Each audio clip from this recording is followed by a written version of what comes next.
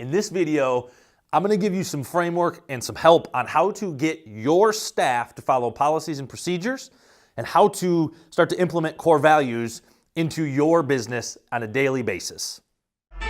You play to win the game. Hello? You will not win because I will not lose. Can't be touched.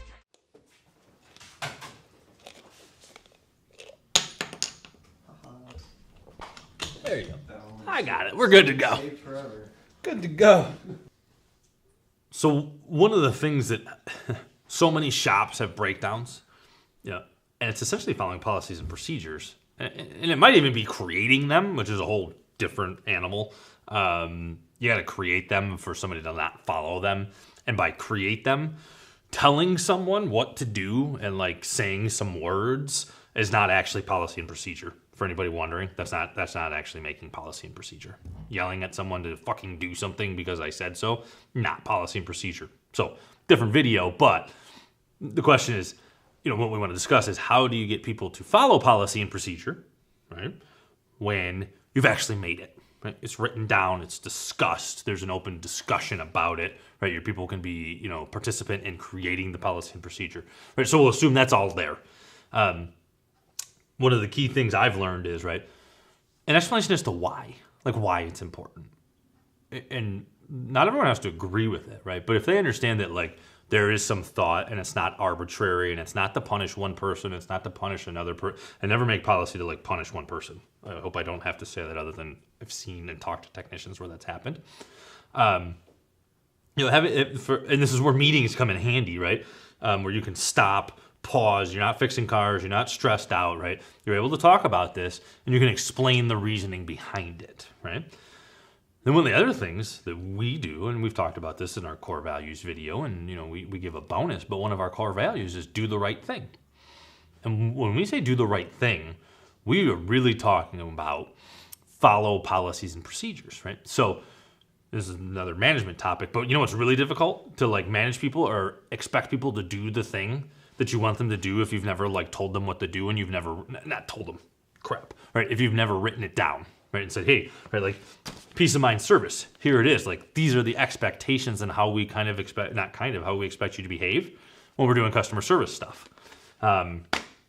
So we sit down, like I said, every quarter with this do the right thing, but it's very defined, right?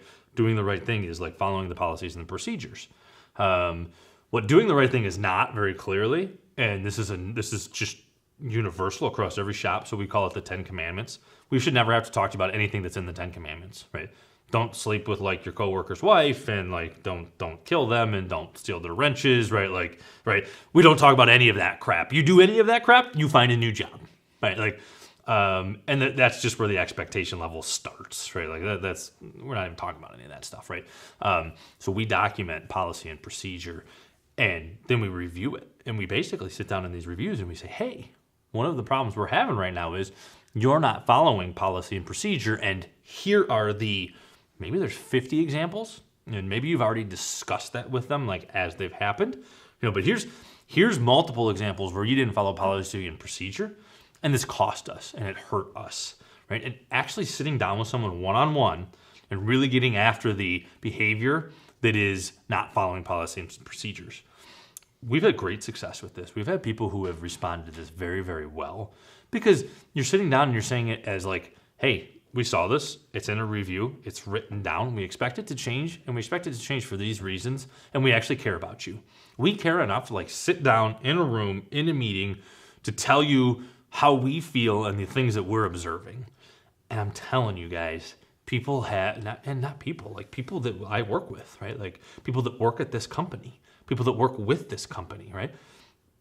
We've been able to sit down in these meetings and have these conversations, and the changes have been monumental. I mean, from people who just flat out refuse to follow any policy and procedure because they're just rebels or assholes or whatever it is their reasoning is, and just sitting down and saying, no, we're gonna sand down these rough edges, and we're gonna get you to like follow the policy and procedure because we want you to be a part of the team, right? We want you to fit in.